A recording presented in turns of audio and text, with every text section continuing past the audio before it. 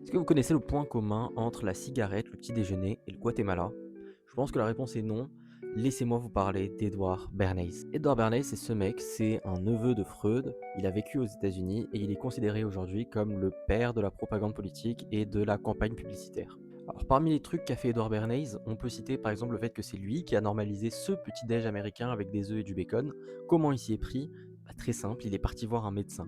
Il l'a convaincu d'écrire un papier sur le fait que le bacon, les œufs, c'était des aliments qui apportaient énormément d'énergie calorique et que c'était très très important d'avoir beaucoup d'apports caloriques le matin pour pouvoir tenir sa journée. Il a multiplié en fait l'échelle de son étude, il l'a distribué à 4000 médecins qui se sont retrouvés à conseiller de prendre ce petit déjeuner à leurs patients. Et boum, en une génération, c'est devenu la norme. Bon, vous inquiétez pas, il n'a pas que bossé pour l'industrie agroalimentaire, il a aussi bossé pour l'industrie des clopes. Et oui, avec Lucky Strike qui, à l'époque, galérait à vendre plus de cigarettes jusqu'à ce que Bernie, ce véritable génie du mal, leur dise mais attendez, les femmes ne fument pas, puisqu'à l'époque c'était très mal vu, carrément elles avaient interdiction d'aller dans les fumoirs. Et bah Bernays, il va se dire tiens, et si je vendais aux femmes les cigarettes comme un symbole de liberté? Il a carrément été jusqu'à appeler ça les torches de la liberté.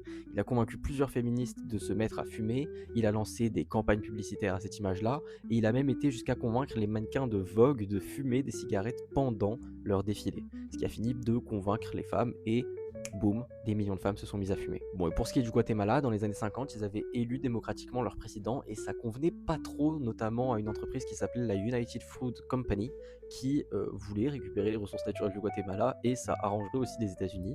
Donc, il a fait de la propagande pour dire que ce mec était un dangereux dictateur communiste, jusqu'à ce que l'opinion publique soit favorable à un coup d'État. C'est de là que nous vient l'expression de république bananière. Toutes ces méthodes de propagande et de manipulation des masses, il les définit très très bien dans ces deux bouquins, Cristalliser l'opinion publique et Propagande, comment manipuler l'opinion en démocratie, également appelée la fabrique du consentement.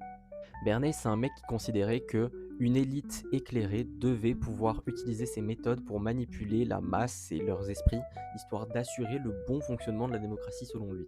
Alors, c'est pas vraiment ma vision de la démocratie, de manipuler les gens, mais en fait, c'est des trucs qui sont devenus tellement normalisés qu'en fait, encore aujourd'hui, toutes les figures politiques, toutes les grandes entreprises utilisent les 4 méthodes définies par Bernays. Instaurer un symbole, créer un désir inconscient, normaliser ce comportement et inonder l'espace de cette information.